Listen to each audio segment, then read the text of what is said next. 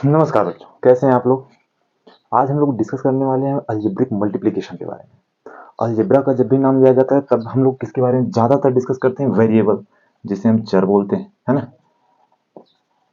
और इनको जो डोनेट किया जाता है अक्सर इन्हीं तरीके से, कैसे?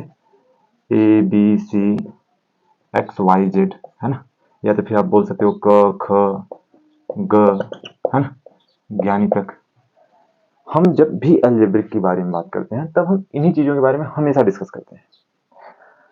आज इसी के बारे में हम लोग डिस्कस करेंगे कि इनका मल्टीप्लिकेशन कैसे करते हैं, जबकि इसके पिछले वाले वीडियो में हम लोगों ने डिस्कस कर लिया है कि ऐड कैसे करना है, या फिर सब्सट्रैक्ट कैसे करना है, या फिर किसी सवाल में आ जाते हैं ऐड और उसके साथ साथ सब्सट्रैक्ट भी आ जाते हैं, तो कैसे करते हैं।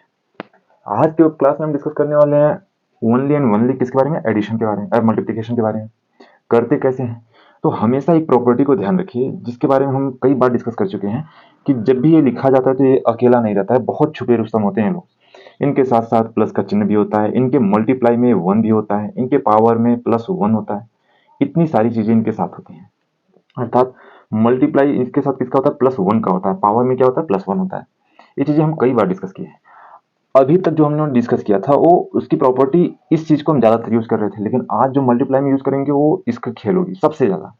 जैसे में हम बात कर लें ए मल्टीप्लाई ए, इसको हम यूज करना चाहेंगे तो हम कैसे कर सकते हैं कि इसके पावर 1 है, इसके पावर 1 है। जब ये चीजें समान होती हैं तो इसे हम ऐसे लिखते हैं ए दोनों समान है तो इसको एक ही लिख दिए ए, इसके पावर 1 है, इसके पावर 1 है, तो 1 + 1 इक्वल टू ए पावर 2, या फिर से बोलते हैं ए स्क्वायर। यदि ऐसे लिख दें ए मल्टीप्लाई ए बी, तो कैसे लिखेंगे हम? तो सेम वही चीज, ए दोनों जगह समान है तो ए के पावर 1 + 1 इंटू में बी है ही, बी बगल में लिख देंगे। टोटल क्या हो जाएगा? ए स्क्वायर बी। ये टोटल मल्टीप्लीकेशन होगा पूरी ओवरऑल। यदि मैं ये बोल दूं कि क मल्टीप्लाई ख, इसको क्या लिखेंगे? ये दोनों डिफरेंट डिफरेंट है तो इसको सिर्फ और सिर्फ ऐसे लिखेंगे क। जैसे यहां पर लिखते हैं कि ए मल्टीप्लाई बी, इसको क्या लिखेंगे? इसको ए बी लिखेंगे। इट मीन्स इसका क्या मतलब है? यदि कहीं पर ऐसे लिखा हो तो इसका क्या मतलब है कि इसके बीच में मल्टीप्लाई छुपा हुआ है। जैसे कि हम लोग 2a लिखते हैं तो इसके बीच में क्या छिपा रहता है? 2 मल्टीप्लाई ए। सेम वैसे ही ये चीजें जब मिलते हैं तो इनके बीच में मल्टीप्लाई छिप जाता है ना। और एग्जांपल देखें तो ऐसे देख लीजिए, एक्स का ले लेते हैं, या फिर क का स्क्वायर मल्टीप्लाई बाई ग मल्टीप्लाई बाई को, ऐसे लिखते हैं। इनको कैसे करेंगे? तो क सेम सेम है तो इसको ऐसे लिख देंगे, इसके पावर 2 है 2 लिख दिया, इसके पावर 1 है तो 1 लिख दिया। छिपा रहता है, जहां पर 1 है वो छिप जाता है, दिखता नहीं है। जैसे में हम कहीं भी लिख दें 4 लिख दें तो इसके मल्टीप्लाई 1 है लेकिन ये दिख नहीं रहा, दिख क्या रहा है? सिर्फ 4। वैसे ही यहाँ पर होता है, इसके पावर भी सेम चीजें होती है। 4 के मल्टीप्लाई 1 है लेकिन दिख नहीं रहा वो कितना है, सिर्फ 4 दिख रहा है ना। वैसे ही जब इसको लिखेंगे हम 2 + 1, अब मल्टीप्लाई में ग, ओवरऑल क्या लिखेंगे हम?